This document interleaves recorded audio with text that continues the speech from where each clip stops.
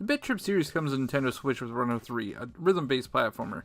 Now, I wasn't too familiar with the series before I played the game, but I was lucky enough to get a copy of the game, so I wanted to give my thoughts on the time that I had with it.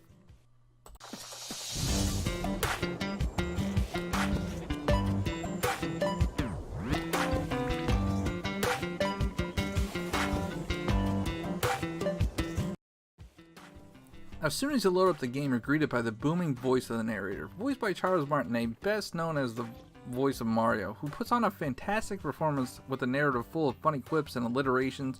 He sets the stage for what's in store for your adventure. From what I can tell, it's about Commander Video trying to rid the world of evil, but that really isn't the focus of the game, so I'm going to skip the story details and get right into the gameplay. That moment did make me realize that I was in for a fun ride. From Commander Video rocking out before each run to signs saying things like, "Good job, you played a video game before," Runner3 has plenty of charm. The character and level design create a wacky world to explore. Now, first things first, it is a rhythm game, so the music needs to be addressed. The music, it's simple, but it's also pleasing. Hearing the first few levels made me fill with joy. Even recording the footage for this video made me realize how much I enjoyed the music. My only wish is that the platforming tied a little bit more into the music, but it still sounded satisfying. One of my favorite parts of the game were the retro-inspired levels that filled me with nostalgia. Now, they were unlockable by finding VHS tapes throughout the levels. These were slightly different than the regular levels by having a retro style, and instead of auto-running like the main levels, you have full control over your character. So it was more like a classic platformer, and it was a nice break from the main path, and they were just fun to play. The bosses were also weird, but in a good way. The ways of defeating them were clever, and they were probably one of my favorite parts of the game. There are also mini games. If you collect 100 gold bars, a game pops up where you try to shoot yourself into a bullseye. Now, this might be because I'm immature, but I found it hilarious that after shooting yourself into the bullseye, your butt just hangs out. There are also vehicles scattered throughout the levels that are also zany in their own right. There were eggplant airplanes, there was a bookworm, there was just a can. It was clear that the developers had some fun with the designs, and it kept a smile on my face throughout the whole playthrough.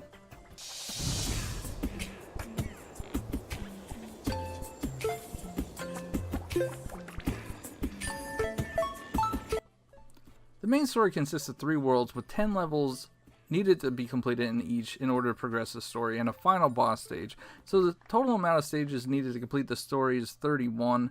There are also 9 challenge stages, which bring the total amount up to 40. That doesn't include the retro-inspired levels, which I believe there are 5 in each world. The main story took around 6.5 hours to beat, and it ended pretty abruptly. I thought there was going to be an additional final world to unlock after World 3, but it was just the final boss. I mean, I was slightly disappointed when the credits rolled after only 3 worlds, but that doesn't negate the fact that there's a lot to do in the game.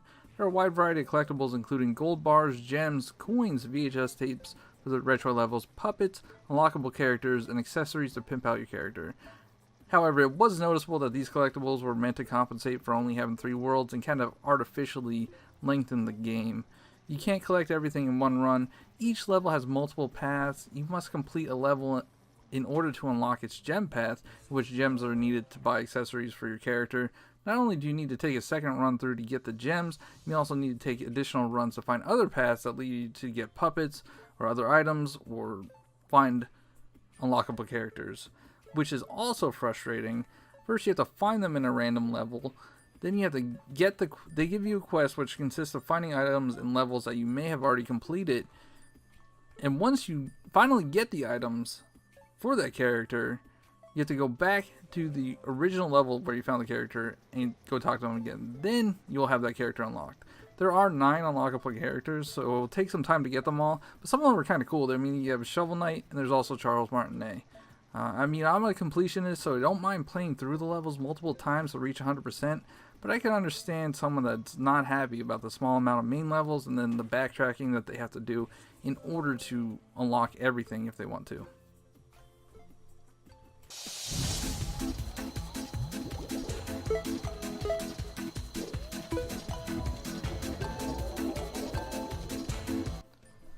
Runner3 is not an easy game. I mean, it can be misleading because it has simple inputs like jump, double jump, slide, kick, but the way the levels are set up and the obstacle placement cause a seemingly simple concept to be challenging. I found myself struggling on early and later levels, so no matter where I was, I found a challenge. You can also dictate on how difficult you want to make the game for yourself.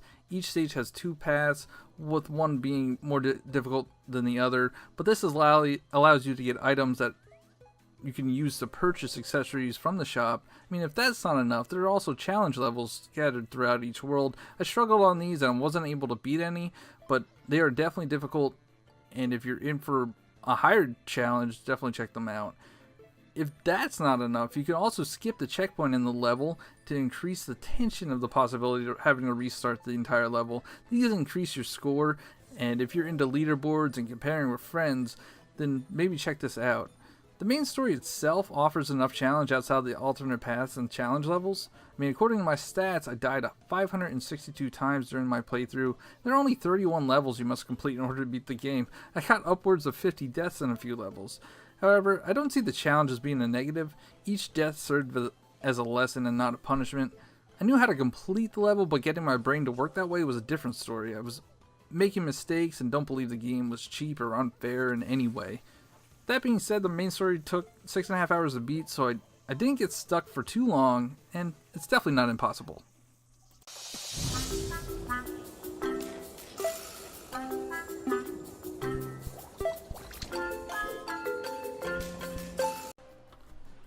Runner3 was enjoyable, but it's not without its flaws. It's oozing with charm and has a satisfying challenge, but there's not a lot of unique levels and worlds. The backtracking can be frustrating at times.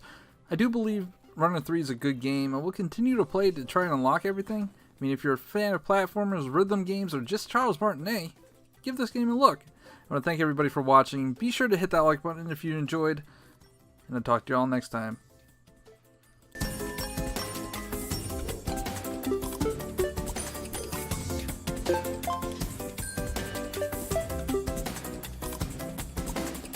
Extra.